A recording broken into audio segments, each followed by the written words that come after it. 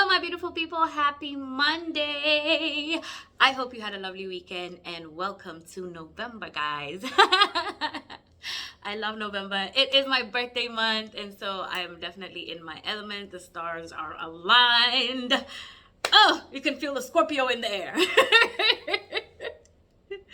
Anyway, so today I wanted to talk about, I know women are gonna hate me for this one, but why do women get disrespectful when they start to provide for the household? And guys, I'm not talking about like there's situations where you have this man and he honestly has no interest in trying to work. He has no goals, he has no dreams, and he literally just is okay sitting there and mooching and leeching off of you. And I'm not talking about that man. I am talking about the man who does provide.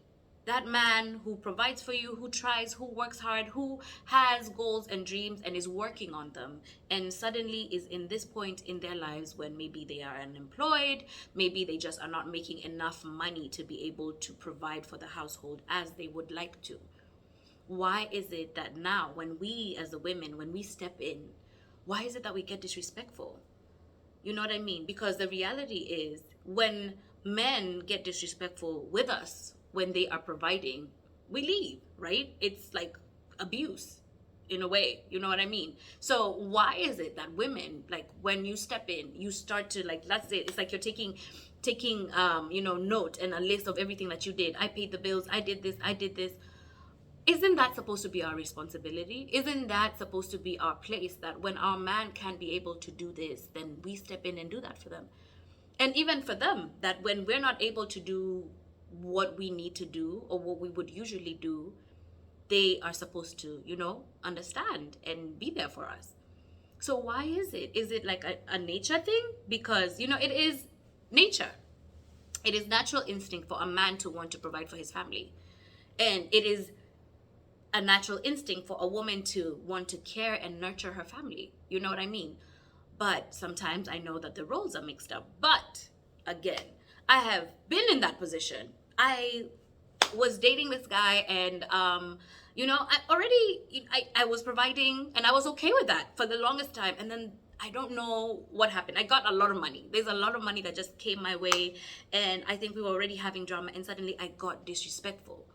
I got super impatient with him. Like, he was already trying, and I know, yes, things were not working out the way he wanted them to work out, but I was getting extra frustrated with him instead of loving on him and instead of being there for him and supporting him through that time, right? And just like that, he found that support and he found that comfort in the arms of someone else. And in hindsight, I was like, okay, I do get it. It wasn't right, but at the same time, I was belittling him. I was putting him down at a time when he really, really, really needed me. And then when you look back on it and you're like, oh, I was the one who was paying the bills. I was doing this, and I was doing this. And I'm like, why?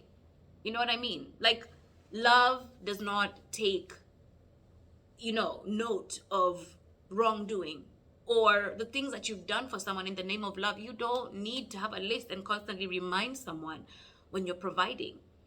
It's horrible when you have the men who are out there and they're the ones who are providing, but at the end of the day, they use that as a way to control their women.